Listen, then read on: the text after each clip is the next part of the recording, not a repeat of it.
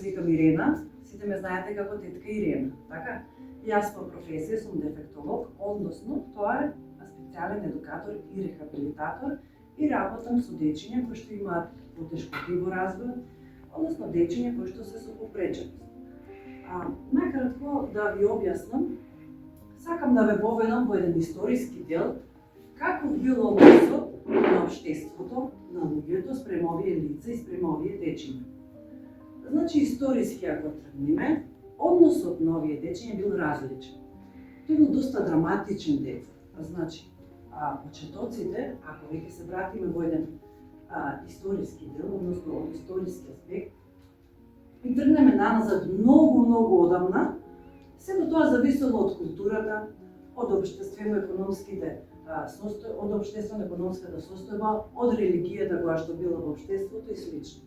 И сега ќе ја вратам во еден антички дел. Дали имате представа кој тој антички дел? Тој е многу одамна.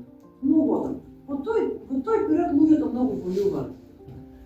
Сега има едни војници, имала една војска, таа е многу позната војска, спартанска. И тие војници кои што ги спремале за војување се викале спартанци. И во тој период се раѓале вакви дечиња. Односно третманот кон овие деца во тој период бил многу суров. Зошто? Затоа што спартанците мислеле дека кога ќе се роди такво дете, дека тоа е војно неспособно. И замислете дечиња тие новороденчињата ги фрлале од карпи.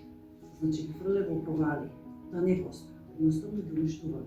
Че тоа било многу сурово.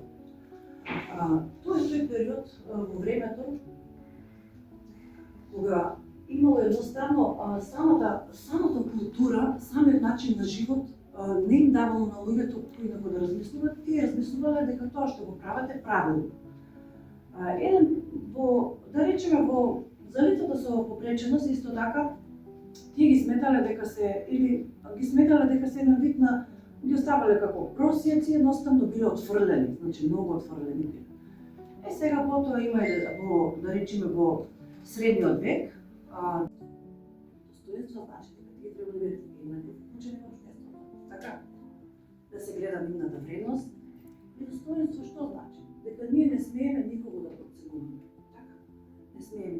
Има една мисла, има еден автор, деца кажа, сонцето грее, ама никој не може да му забрани подеднакво да ги грее сите. Така, го разбирате тоа? Че тоа е многу важно, че тоа грее. Никој не може да му рече на сонцето, не можеш ти сите да ги грееш. Не, тоа сите ги грее. Тоа е многу важно. И сега, тоа што сакам да ви го кажам, во ден зашто се обележам, зашто го обележуваме ние, тоа е заради тоа што овие деца веќе се почесто и почесто вклучени во општеството.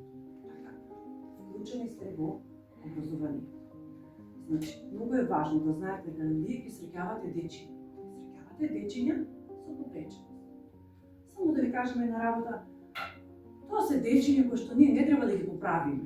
Тие едноставно имаат посебна енергија. Значи, ние не треба да ги поправиме. Ние треба да ги прифатиме такви како што се. Разбирате? Такви како што се ги прифатите, бидејќи тие можеби се тука да разбудат нешто во нас, да разбудат некоја свест. Ние не треба ниту да ги поправиме, да ги правиме да видат тоа што не се. Такви како што се ги прифаќате. Разбирате?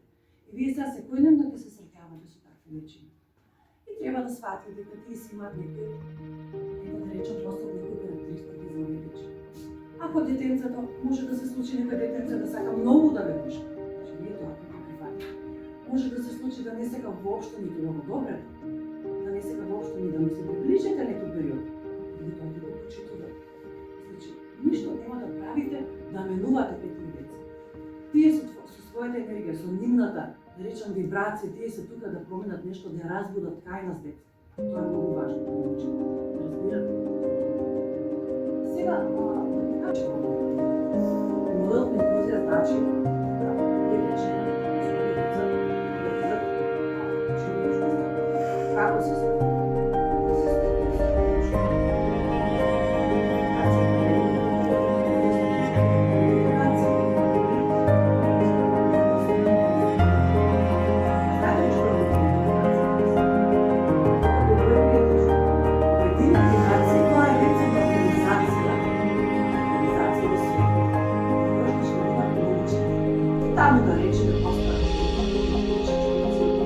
секоја држава, сите држави, тие се организираат. Чита организација, тие се состојуваат и нивната главна цел е да поведат мир во светот, безбедност, да има добро однос на народите, едноставно да има политички институции. Таа организација е многу важна.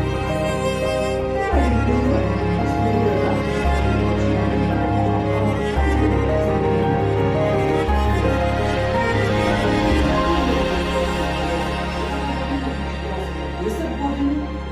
многу се работи на правата на овие, но тоа е на декада на лицата се попречат.